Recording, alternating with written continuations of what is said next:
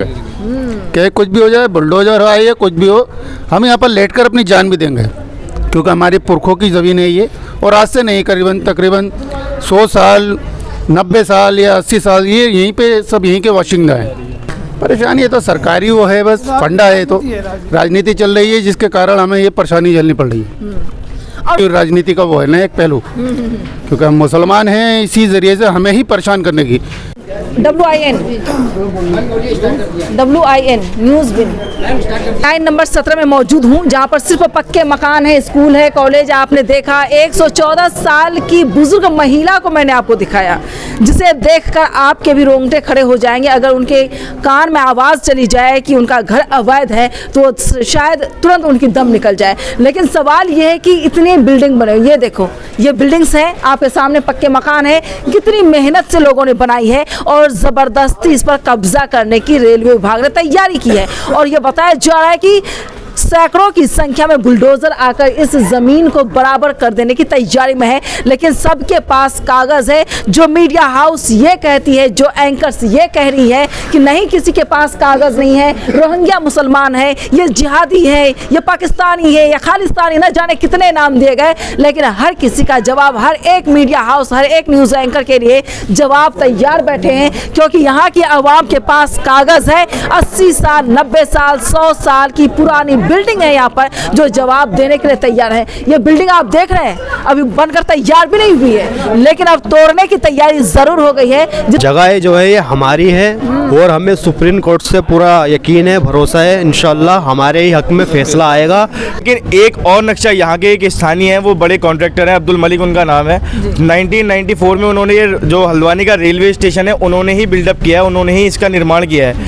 News बिन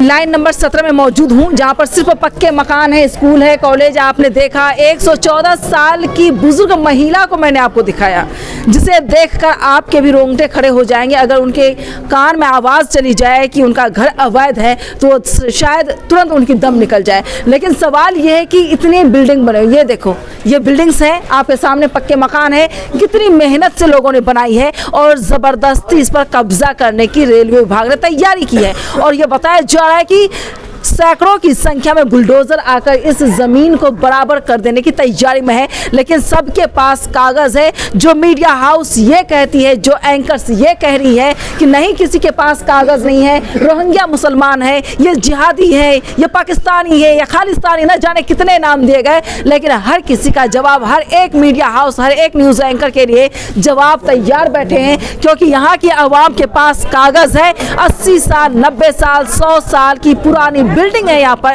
जो जवाब देने के लिए तैयार है। ये बिल्डिंग आप देख रहे हैं अभी बनकर तैयार भी नहीं हुई है, लेकिन अब तोड़ने की तैयारी जरूर हो गई है, जिसकी वजह से लोगों में आक्रोश है, लोगों में गुस्सा है, लोगों में सवाल है कि धामी सरकार हो या रेलवे विभाग हो, आखिर ऐसा क्यों कर रहा है। उसका जवाब अब रेलवे विभाग को देना होगा। लेकिन कोर्ट के पास भी रेलवे विभाग ने वो सबूत नहीं दिए अब तक, जो सबूत देना चाहिए था। जो जमीन की बात हो रही है, 29 एकड़ जमीन को लेकर सीधे 78 एकड़ जमीन तक कब्जा करने की तैयारी है। तमाम लोग यहाँ पर मौजूद हैं, उनसे जानने की कोशिश करूंगी। सर आप आए, क्या नाम है आपका? मोहम्मद आरिफ।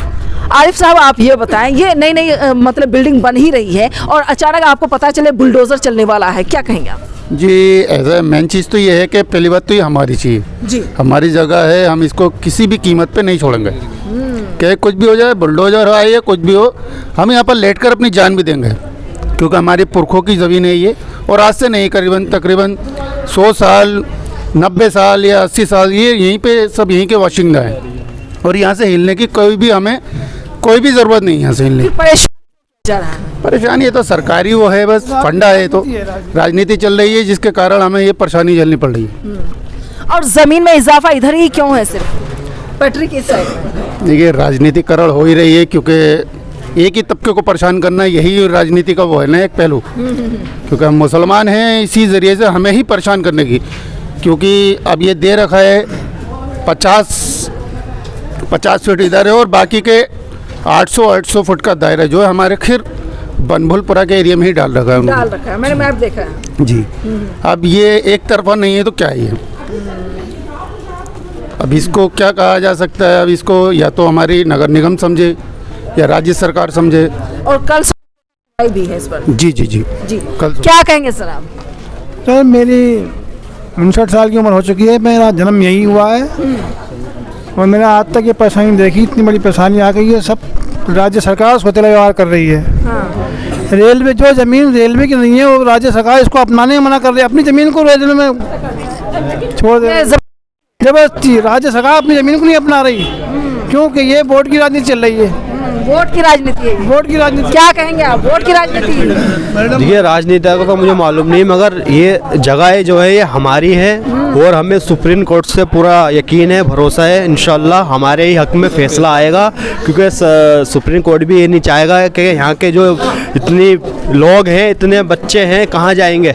ये आज ये स्कूल आप देख रहे हो, कम से कम 10 से 15 बच्चे लड़कियाँ यानी कहाँ से आके यहाँ पढ़ती हैं, उनकी शिक्षकों का क्या होगा। तो इसीलिए उनकी शिक्षा के लिए हमें पूरी उम्मीद है सुप्रीम कोर्ट से हमारे हक में फैसला है और हमारे बारे में सरकार सोचे। जी बोलिए, बोलना चाहेंगे आप? जी मैम, बहुत बहुत शुक्रिया कि आप यहाँ पर आए हम लोगों के बीच। मैं आपको इस मैटर के थोड़े से टेक्निकल पहलू बता देता हूँ। जी बताएं। देखिए, रेलवे इस ज़मीन पर अपना दावा कर रहा है, जो कि बिल्कुल खोखला दावा है। मेरे कुछ साथियों द्वारा रेलवे में एक आरटीआई लगाई गई थी। सूचना के अधिकार से हमने ये जवाब मांगा रेलवे से कि आप जिस ज़मीन पर अपना अधिकार बता रहे हो तो वो क्या आधार है, आपके पास क्या ऐसा दस्तावेज है जिससे ये साबित हो कि ज़मीन आपकी है।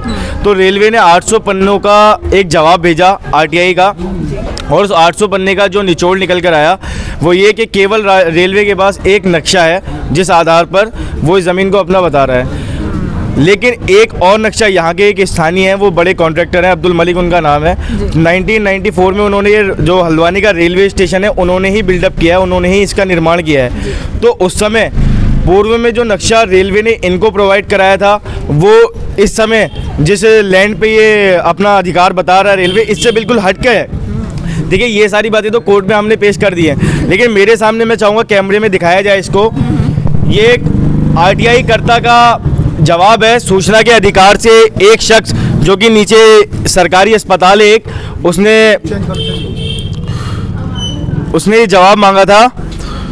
तो उसके जवाब में सूचना के अधिकार से ये जो सूचना अधिकारी उन्होंने जवाब दिया, इसके अंदर साफ लिखा है कि एक शख्स है आरिफ हुसैन पुत्र श्री सादिक हुसैन, उन्होंने जवाब मांगा कि जिस ज़मीन पर रेलवे अपना कब्जा बता रहा है, ये ज़मीन किसके कब्जे में आती है। ये नगर निगम के अंडर आती है, राजस्व विभाग के अंडर आती है, रेलवे के अंडर आती है, जो कि रेलवे अपना बता रहा है। तो सूचना के अधिकार से उन्होंने लोक अधिकारी ने ये जानकारी खुद दी है कि जो हल्द्वानी के अंदर बनभूलपुरा क्षेत्र में एक प्राथमिक उपचार केंद्र बना हुआ है सरकारी, इसको छोड़कर मतलब ये लगाकर और जो ज़मीनें फ्री होल्ड हो गई हैं उन्हें छोड़कर पुराने वार्ड नंबर जो 14 हुआ करता था, यहाँ के स्थानीय लोग जानते हैं, पुराने वार्ड नंबर 14 से लेके ऊपर तक सारी ज़मीन राजस्व विभाग के अंडर आती है, सरकारी ज़मीनें, ना कि रेलवे की।